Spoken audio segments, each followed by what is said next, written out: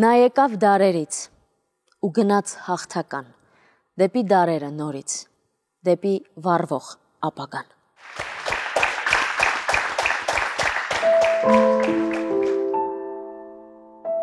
Իմ օրերում ես ցանկացա լինել վսեմ և ինքնուրույն։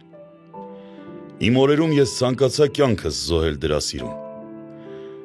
Իմ օրերում դժվար էր շատ լինել հաստատ ու մնայուն։ Իմ օրերում պատմությունն էր յուրաքանչյուր բառիս նայում։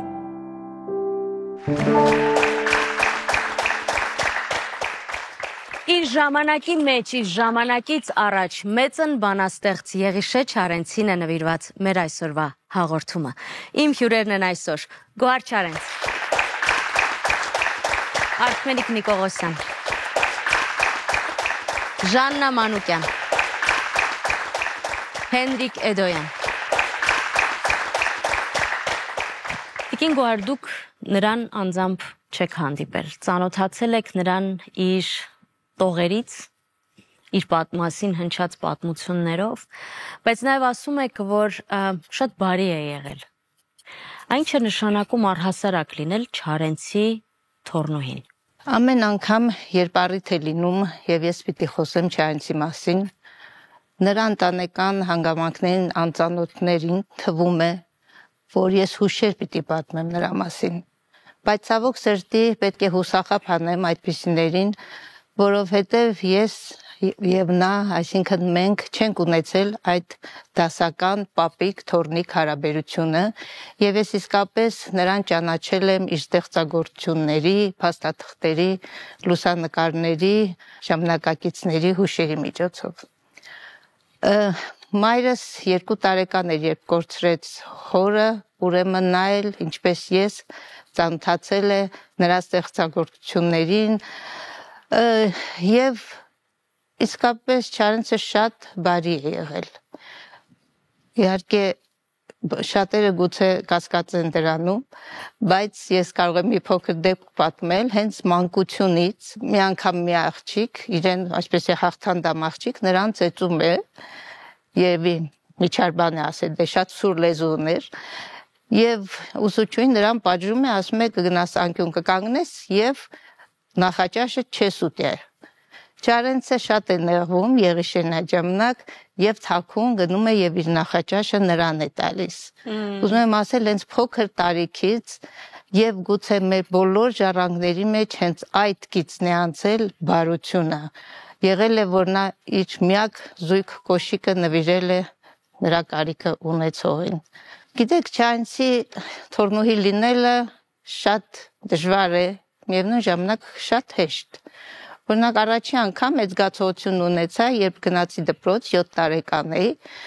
եւ այսպես զարմանքով նայեցի, թե որ նրա արձանն է հենց դպրոցի առջև, հենց իր անունով է կոչվում դպրոցը եւ այսքան երեխա հաճախում են հենց այդ դպրոցը։ Եվ այդտեղ էր, որ մի տեսակ հպարտությամբ լցվեցի։ Իհարկե հետագայում դրան ավելացավ նաև պատասխանատվությունը։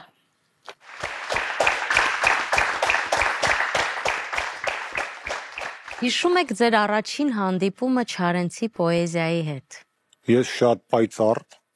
պայծառ, որովհետև մանկուց մի հետաքրքիր սովորություն ունեի, առաջին դասարանից, երկրորդ դասարանից սիրում էի թերթել եւ տեղ-տեղ կարդալ այն դասագրքերը, որոնք մեծերի համար են, 9-րդ դասարանի, 10-րդ դասարանի եւ բնականաբար այդտեղ հանդիպել եմ Չարենցին եւ շատ հատկանշական հատվածով մեջբերված էր այդ դասագրքերից մեկում Չարենցի Գանգրահեր տղան նովելի թերևս ամենահայտնի հատվածը։ Լսում ես այստեղ իմ սիրտն է թաղված, կողոտիր նրան քայլերով քո լույս, մեր լավ գալիքի Գանգրահեր տղա, հա, որը միանգամից այդ կոնտակտը ստեղծում է բանաստեղծի հետ, որովհետև փոքր ժամանակ գանգուր մազեր ունեի եւ չգիտես ինչի վերագրեցի, որ հենց ինձ նկատի ունի, մանավանդ երբ որ Գանգրահեր տղան նովելին ծանոթանում ես, տեսնում ես, որ պիոներների խումբ է, ես էլ այդ ժամանակ հոկտեմբերիկ բան, այնպես որ կապվածությունը եղել է դեռ մանկուց չէի ասի, թե ամեն ինչ հասկացել եմ, ընկալել եմ, մտածում էի, որ ինքը ամեն դեպքում բարդ պոետ է, որովհետև այդ դասագրքում բարդ մեջբերումներ էին հա, արկա, դու աճում ես ինչպես խոտը եւ այլն, բայց կարող եմ ասել, որ հետագա ճշգրիտ հարաբերումները շատ ավելի մեծ տարիքում էին, որտեվ ես չեմ պարծենա, թե մանկուց, թեկուզ դպրոցական տարիներին հաշտ, մերձ եղել եմ Չարենցի հետ կամ եղել է նույնքան սիրելի, ինչքան հիմա է, որովհետև Չարենցը մի զարմանալի հատկանիշ ունի, ինքը այցելում է քեզ քո ամենակարևոր պահին կյանքի, բեկումնային պահին օգնելով քեզ հոգեբանական տեսանկյունից եւ հետագայում շատ է կապում նրա հետ, որտեղ օգնում է նաեւ հատկապես մեր ժամանակներում հասարակական, քաղաքական, սոցիալական ամենատարբեր տարուբերումների մեջ ճիշտ կողմնորոշվել։ Այսօր Չարենցը, այսպես ձևակերպեմ, իմ ամենակարևոր կողմնացույցն է այս կյանքում։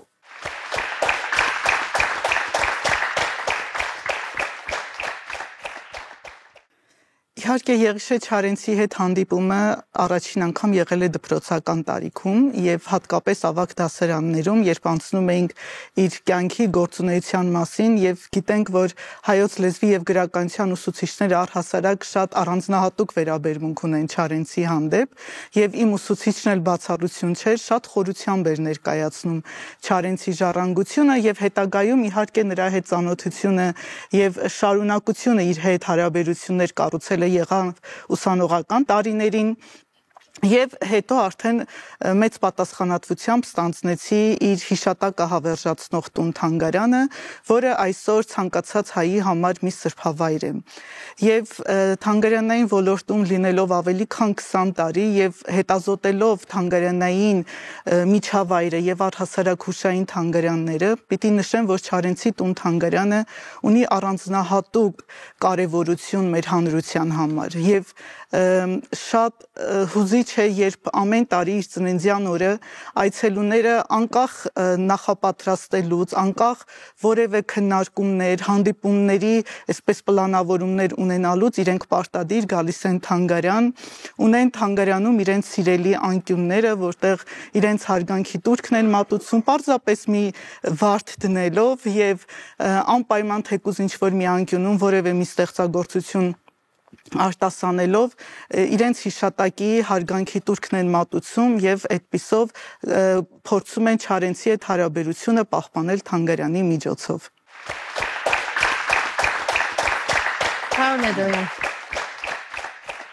Գիտեք, ես առաջին անգամ Չարենցի հետ շփվել եմ խոր մանկության տարիներին դպրոցում։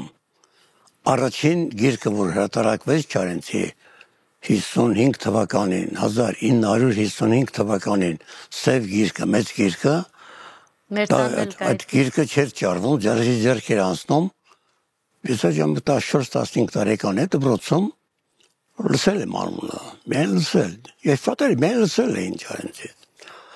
Եվ հետո ես մի կերպ Չարենցի, ինձ համար գտան բերեցին այդ գիրքը, ես ասեմ, որ իմ կյանքում ամենամեծ աստեղիչներից մեկը ես գրել եմ այդ գրքից, այդ գիրքը շատ սիրում եմ։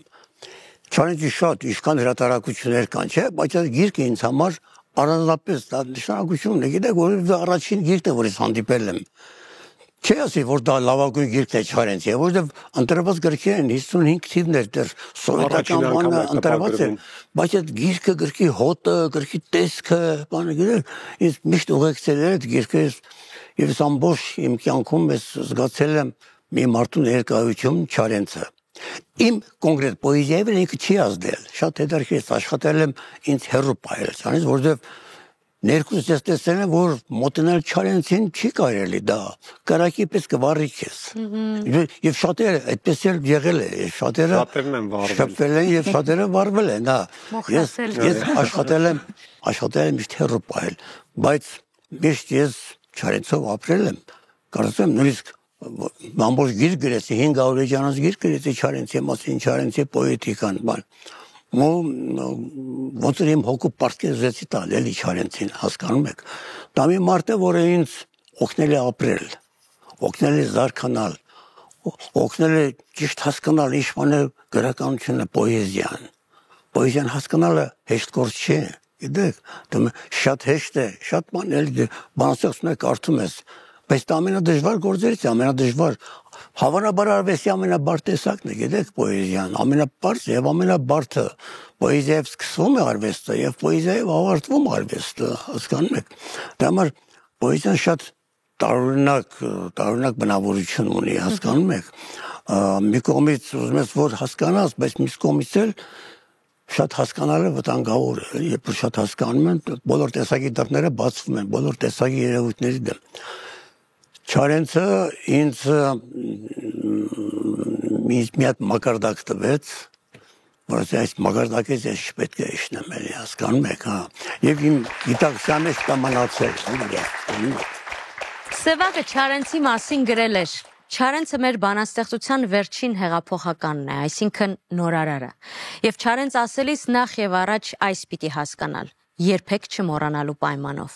Նա մեր բազմադարյան քերթության սակավաթիվ ձևարարներից մեկն է։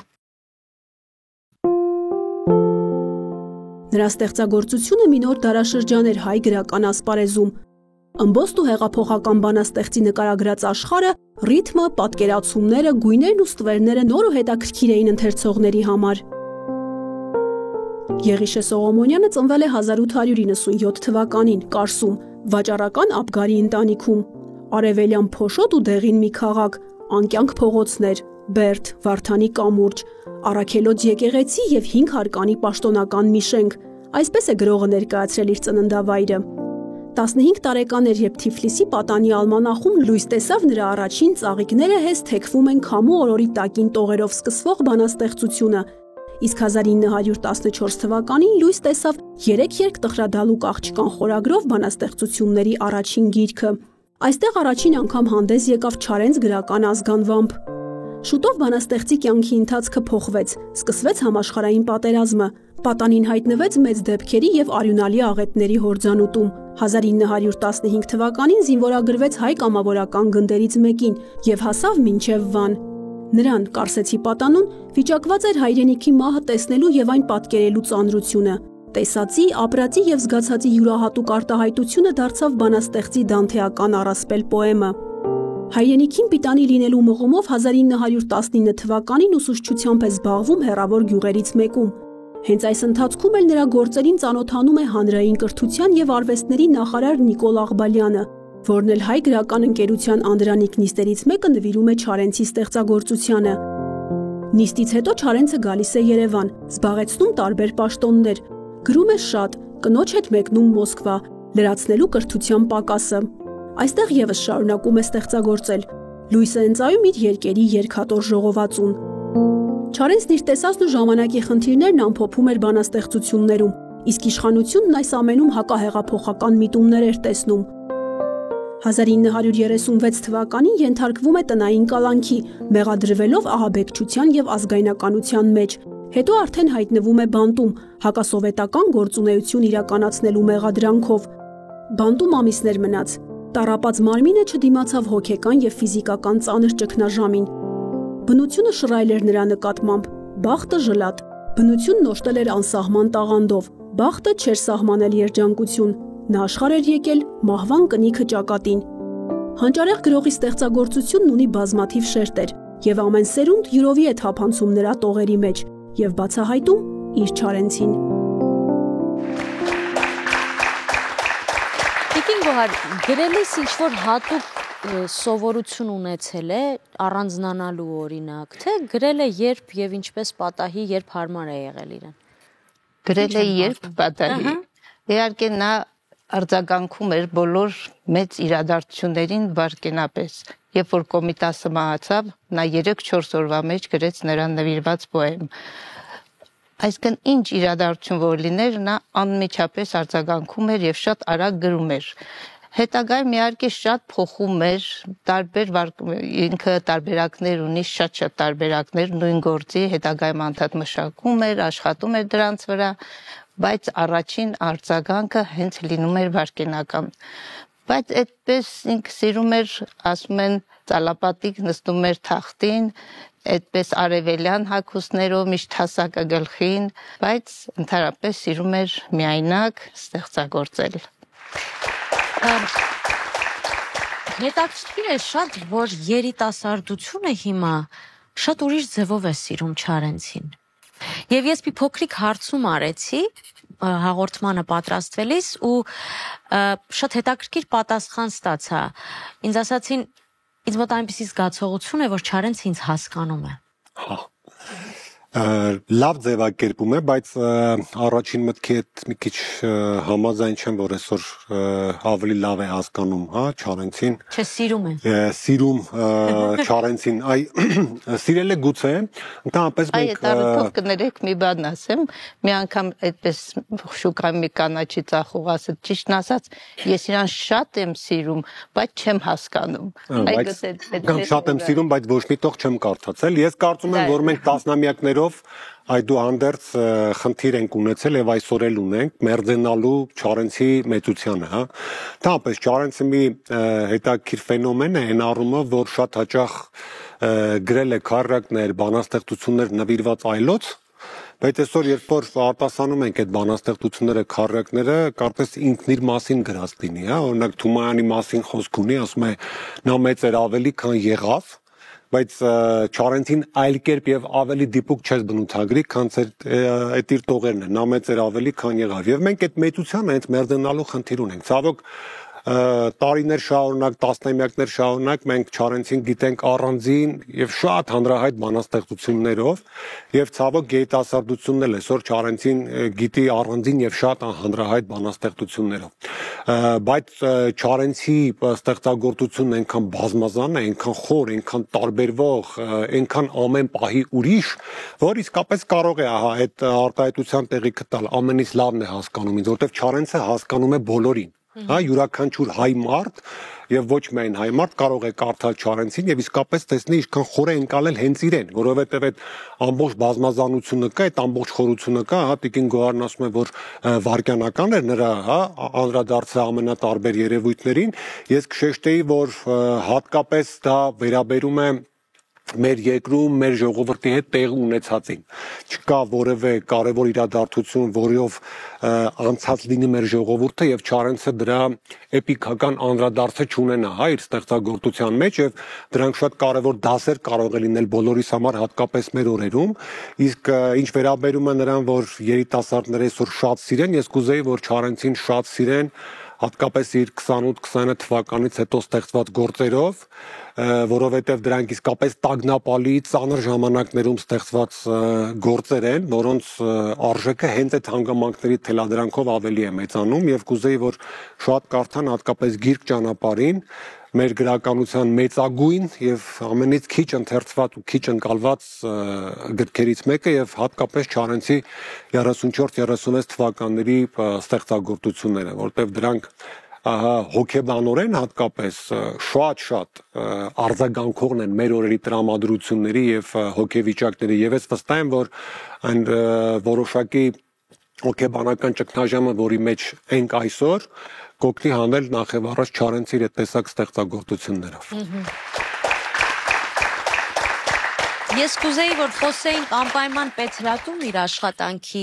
շրջանի մասին, որի մասին Սարյանն այսպես է ասել. ինքը հայրենիքի զինվորի հոգեբանություն ուներ եւ նույնը պահանջում էր շրջապատից։ Ամեն ինչ եւ ամենքին հենց իրեն գնահատում էր այդ հոգեբանությամբ։ Գիտեր վարակել, ոգեշնչել ու գործի մղել։ Հիշում եմ օրինակ, թե ինչպես էր վարում Պետրատի գրական բաժինը։ Չարենցը մոլի գրասեր էր ու գիրք լավ էր հասկանում։ Զարմանալի նուրբ դիտողություններ կաներ ձևավորողին, տեխնիկական խմբագրին, կազմարարին, կարճ ասած բոլորին, ովքեր կապ ունեն գրքի ստեղծման հետ։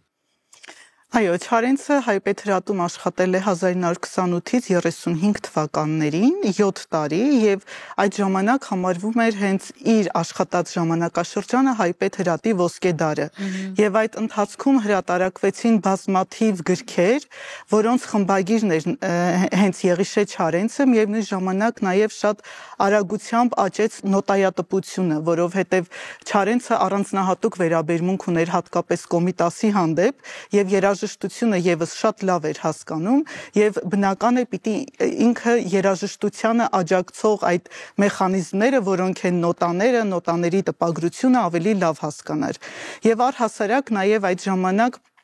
հրատարակվեցին տարբեր գրքեր, որոնց գրքերի նկարազարդողներն էին եւ Մարտիրոս Սարյանը եւ Հակոբ Կոջոյանը, հենց Արքմենիկը խոսեց գիրք ճանապարհի մասին, որի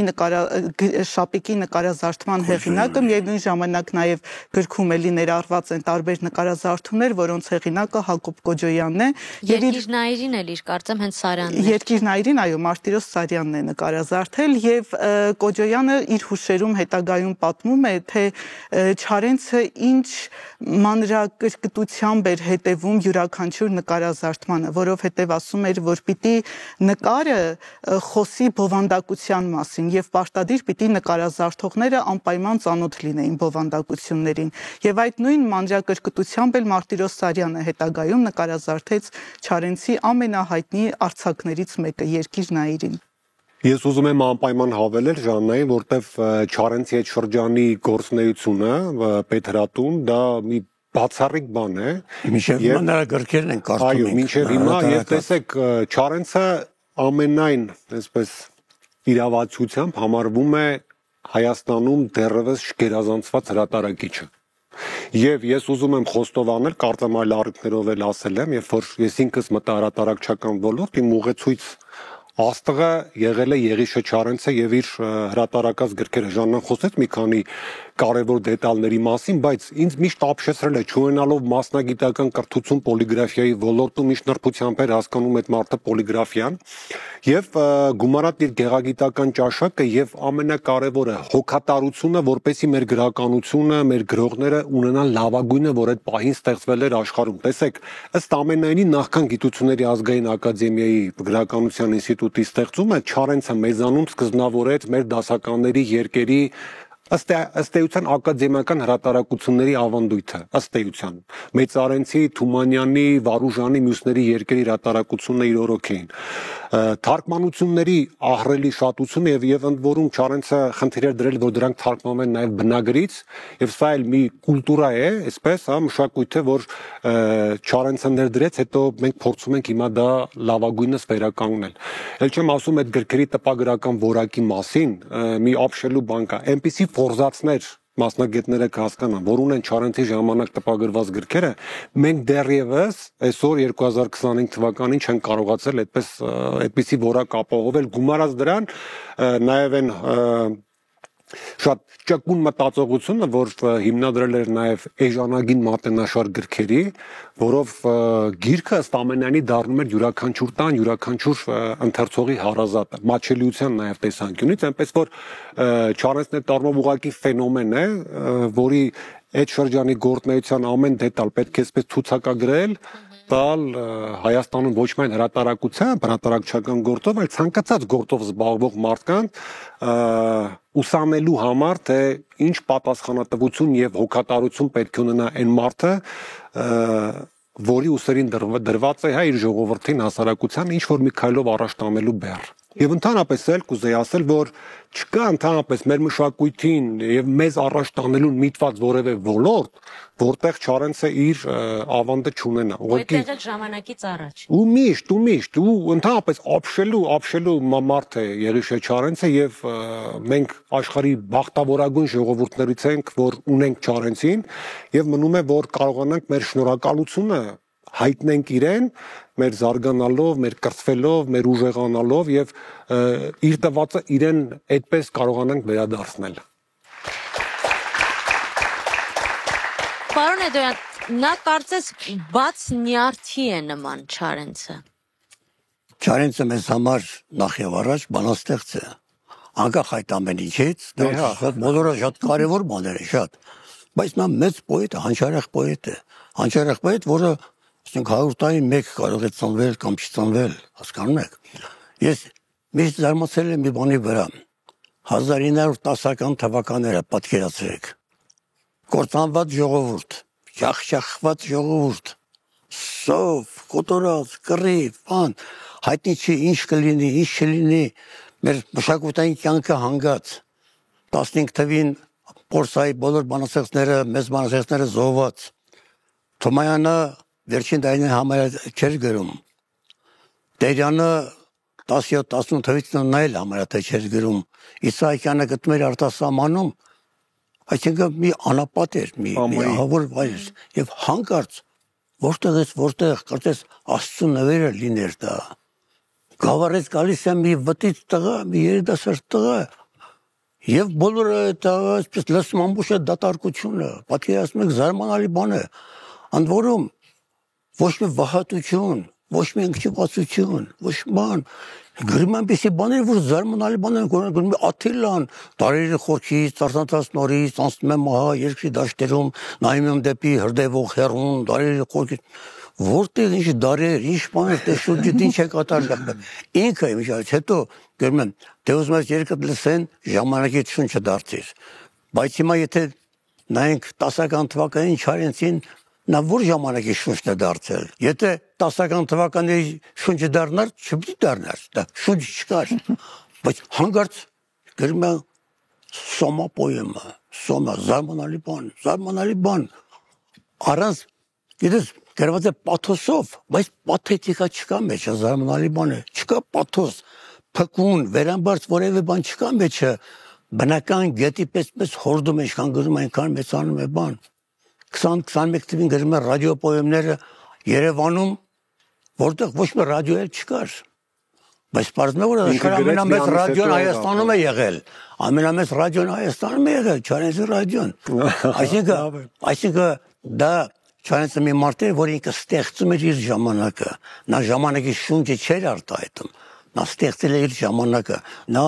մի մեծ առավելություն ունի։ Չափից դուրս արդիական մարդ է դա, ժամանակակից։ Մի բան, որ արվեստի առաջին պահանջն է։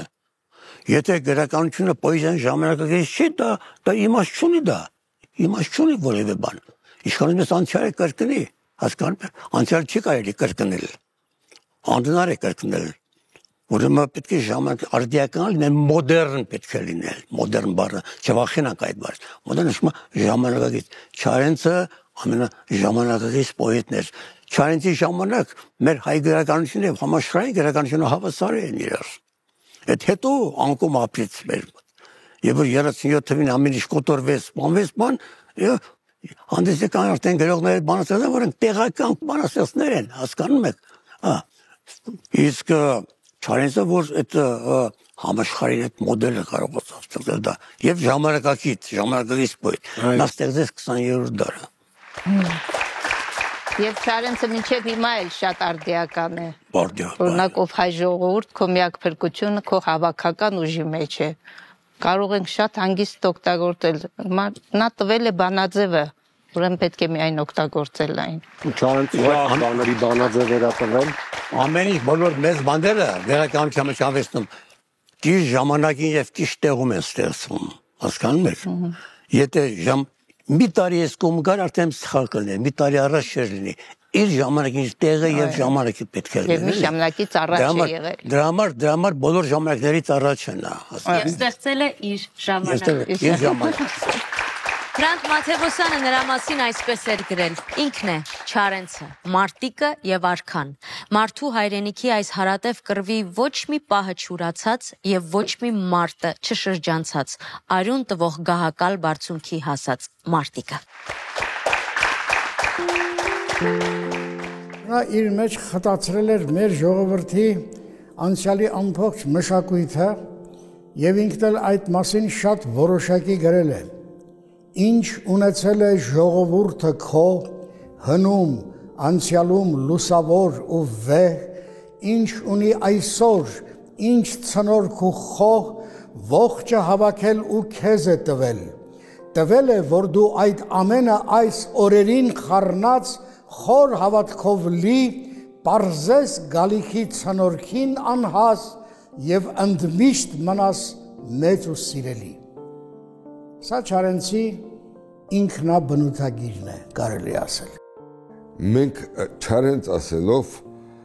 այսօր հասկանում ենք հանճարեղ բանաստեղծ, հեղափոխական, խոսքի նորարար, բայց Չարենցը իրականում դա սուրբ անձնավորություն է եղել, անձնավորություն, որ ժամանակ էպոխա է փոխում, ժամանակաշրջան նոր դար է բացանում, մարդ, որը գնալով ինչքան ժամանակ առաջ է գնում, ինքը դառնում ավելի ժամանակակից բանաստեղծ։ Այ մենք մեր ժողովուրդը առավել չափով եւ մեր մտավորականությունը ասեմ, Չարենցին առավելապես գիտեմ որպես հեղափոխության բանաստեղծ։ Այո, Չարենցը հեղափոխության բանաստեղծ է եւ հանճարեղ բանաստեղծ։ Այդ Սոմայով ամբողջները խելագարվածով։ Բայց Չարենցի համար դրանք առաջին քայլեր են։ Չարենցը նաեւ հայրենիքի սիմվոլ էր, հայրենիքի համար իր կյանքն ու ստեղծագործությունը այսպես շռայլորեն տվող։ Չարենցը նաեւ դարձավ երկիր կառուցող բանաստեղծ, գրական կյանքը կառուցող բանաստեղծ։ Չարենցը նաեւ քաղաքական պայքարի մեջ էր։ Չարենցը նաեւ դարձավ 37 թվի դայիչների դեմ ուղղող այդպես ընդդիմության բանաստեղծ։ Մեծերը ստեղծում են գեղարվեստական գործեր, որոնք բոլոր ժամանակների համար էլ արդիական են։ Առավել եւս, եթե դրանց հեղինակը Եղիշե Չարենցն է։ Ինչու է Չարենցն այդպես, որովհետև նա իր ստեղծագործություններում խտացրել է իր դարի բոլոր գաղտնիքները, կարողացել է գեղարվեստականացնել իրադարձություններ, մարդկային ներաշխարհում եղած այնպիսի զգացմունքներ, այնպիսի խոհեր եւ տրամադրություններ, որոնք ինքը արտացել է հանճարեղորեն գեղարվեստական բացառիկ պատկերավորությամբ եւ ինքը դարձել է մեկընդմիշտ սիրելի եւ իր ժամանակակիցների եւ հաջորդ սերունդների համար։ Մեր ընտանիքը շատ է կապված Չարենցի հետ։ Մերոնք նրան սիրել են ինչպես հարազատի, ինչպես ավետիքը սիրել է, ինչպես իր որդուն։ Մեր տանը սրբությամբ պահպանվում է մի քանի մասում կապված Չարենցի անվան հետ եւ դրանցից մեկը այս Բուդդան է։ Ժամանակին այդ բուդդայականության հետ, բուդդայի կրոնի ուսմունքի հետ Իսահակյանն է Չարենցին ծանոթացրել եւ Չարենցը շատ տարվել բուդդայիզմով, եթե չեմ սխալվում, Մոսկվայի հնավաճառներից մեկի մոտ դա ձեռք է բերել այս հազվագյուտ բուդդայի արձանիկը։ Ինչ էր Բուդդան սովորացնում Չարենցին? Համբերություն, համբերություն, համբերություն։ Համբերություն մի մարդ, որը անհամբեր էր։ Երանի մինչև վերջ Չարենցը կարողանար համբերել, լռել, չխոսալ, բայց դա Չարենց չէր լինի։ Դա կլիներ մի ուրիշ բանաստեղծ։ Կյանքի վերջին շրջանում 35-ից են կողմ Չարենցը գնաց հասավ Աստծուն։ Չարենցը Աստծուն հասավ նախ Կոմիտասով։ Կոմիտասի աճյունը բերեցին, հրաժեշտ տվեց, պոեմներ գրեց, բանաստեղծություններ գրեց։ Կոմիտասով ապրեց, լիացավ։ Կոմիտասին հաջորդեց Նարեկացին, գնաց Նարեկացու աշխարհը։ Նարեկացու բանաստեղծություններ նվիրեց։ Էլում դիմեմ, էլում արդ քեզանից բացի, ինչու այսպես անոգ ես մնացի, Նարեկացուն ասում։ Նարեկացուց հետո քայլ արեց էլի միջնադարում Գրիգոր Խլաթեցի Ծերենց անունով միջնադարյան մատենագիր ունենք։ Պոեմ գրեց նրա մասին եւ սրանից հետո Չարենցը գնաց դեպի Աստված։ Շնորհակալ եմ Տեր այն ամենի համար, որ տվեցիր դու ինձ կյանքում այս խեղճ եւ պարտությանց համար այս բիրտ մարտում եւ հաղթությանց համար երբեմնակի եւ կանացի մարմնի հացի պես սուրբ։ Ես էլ պիտի ասեր Չարենցներ, Տիրոջն է դիմում, Տիրոջ հետ է խոսում։ Չարենցը սերունդների համար անսպառ ուսումնասիրության նյութ է եւ ոչ միայն գաղափարական ու գեղագիտական առումով, այլև մարդկային առումով։ Ամեն հայ մարդ պարտավոր է Չարենց իմանալ եւ ճանաչել խորությամբ։ Ճիշտ այնպես, ինչպես ժամանակին Վալերի Բրյուսովն ասում էր, թե մարդու քաղաքակրթության աստիճանը կարելի է որոշել այն չափանիշով, թե ինչ չափով նա գիտի միջնադարի հայ քնարերգություն եւ մանավանդ Սայաթ-Նովայի ստեղծագործությունը։ Այսօր ամոթ չէ, որ մենք Բրյուսովի խոսքը կրկնենք, ասենք մեր քաղաքակրթության աստիճանը կարող ենք որոշել այն չափով, թե մենք ինչքան Չարենց գիտենք։ Չարենցը բոլոր ժամանակներում լինելու է եւ նա կա եւ նա ինքը այդ բանը հիանալի հասկանում էր, որ ինքը վաղվա օրվա բանաստեղծն է։ Մեր հետ նա Երևանում է, մեր կողքին է, նա արձան չէ, նա սիմվոլ չէ, նա կենթանի է, որովհետև քանի կա պոեզիա հասկացողությունը, միշտ Չարենցը կապրի։ Փառքն նրա հիշատակին։ Իհարկե Չարենցի պոեզիան եւ Չարենցի կենսագրությունը կարճ րոպեների մեջ տեղավորելը գրեթե անհնար է։ Եվ այնուամենայնիվ, որպես ամփոփում, եթե կարող եմ այսպես ասել, Չարենցի որ պատգամով պիտի ապրենք այսօր։ Պարոն Էդոյան։ Երևի ժամանակի մասին նրասված այդ ժամանակի, բայց այդ իր այդ աֆորիզմի դեմ ես բան ունեմ, հակառակ ունեմ, ժամանակի շունչը դարձիր։ Ես հասկանում եմ ինքը ինչ ասում, գիտեմ ինքը ինչ ասում, ժամանակի շունչը դարձիր, բայց ես ուզում եմ նաև դրանից այն կողմ տեսնել, էլի իսկական Չարենցը ինչ էր մտածում, որտեղ ասեմ, պոեզիայի մեջ միշտ տեքստը ավելին է իմանում, քան թե մտադրված է, որտեղ մեզ բանաստեղծը նա ժամանակի շունչը չի արտահայտում, նա ժամանակը ստեղծում է դա, բայց միշտ իմ ուղեղի մեջ այդ բանը կա Չարենցի, թե ուզում ես երկը լսեն, ժամանակի շունչը դարձիր, այսինքն պետք է ժամանակակից լինես, կարճ ասած, ժամանակակից լինես, կարճական։ Իհարկե ներկայացնելով Չարենցի տուն Թանգարանը պիտի նշեմ, որ մենք Չարենցի տարբեր ուղերձներով եւ տարբեր պատգամներով ենք աշխատում եւ մեր գործունեությունը ծավալում։ Իհարկե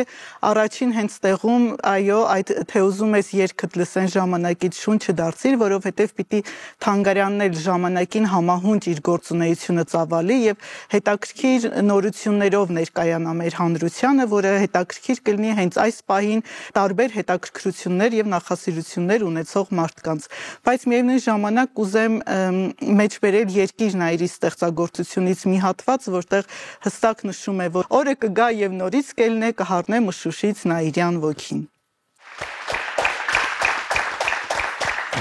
Եթե այդ տեսակ հարց հնչեր մի 4-5 տարի առաջ,